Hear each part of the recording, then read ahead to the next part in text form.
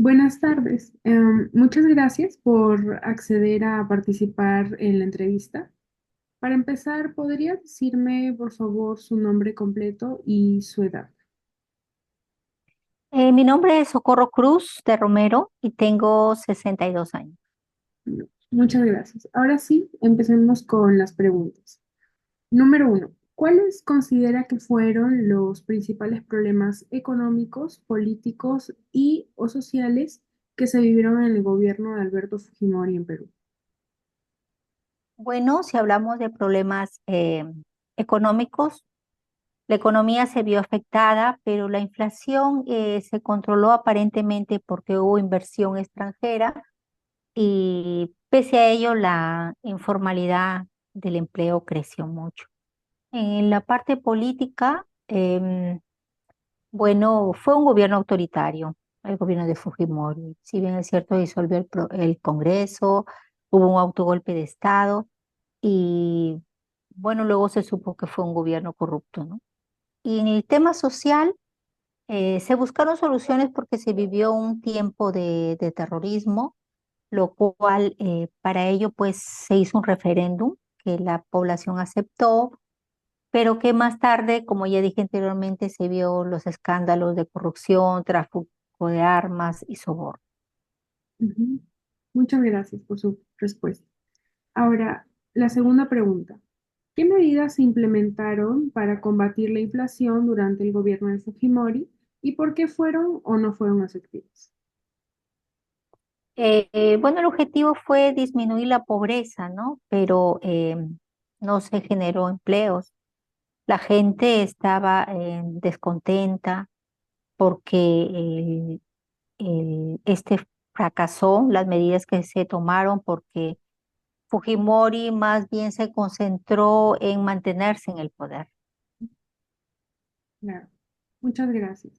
Ahora, ¿qué políticas sociales se implementaron durante el gobierno de Fujimori para abordar la pobreza y la desigualdad en el país?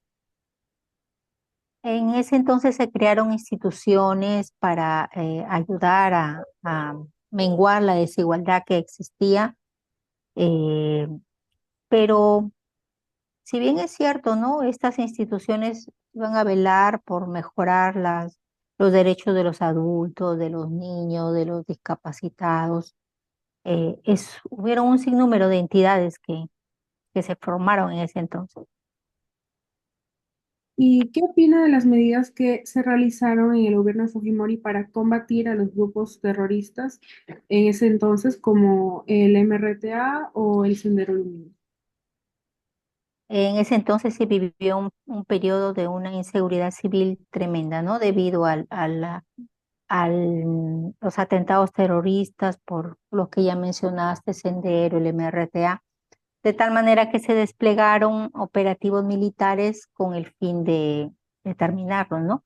Y esto concluyó con la detención de Abimael Guzmán y también el rescate de los rehenes. Ujú. Y durante el gobierno de Fujimori se realizó una campaña de control demográfico que consistió en la esterilización de miles de mujeres, sobre todo de las campesinas indígenas. ¿Qué opina sobre esta política? Bueno, fue una violación de los derechos de las mujeres afectadas, tanto en el campo de su intimidad, en el tema también de su vida familiar.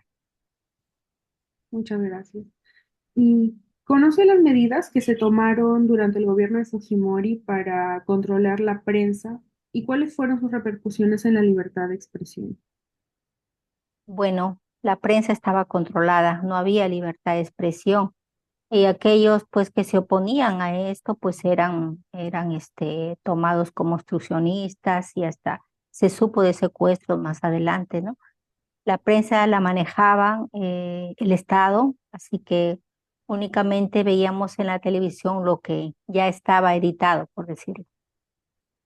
Y la última pregunta, ¿cuáles fueron los eventos que llevaron a la caída del gobierno Fujimori en el año 2000 y qué consecuencias tuvo para nuestro país? Bueno, Fujimori pues renunció por fax, se fue debido a los escándalos de la corrupción, el tráfico de armas y los sobornos, de tal manera que hasta ahora no se ve que él haya realmente redimido todo lo que afectó al país. Me refiero a lo de las esterilizaciones, aunque ha sido ahora pues ya eh, hay más campo dentro de lo que es los medios de comunicación, pero eso ha tenido una repercusión grande, ¿no? Porque lo recordamos y sabemos de que realmente fue una etapa muy sentida en nuestro país. Muchas gracias por participar en la entrevista.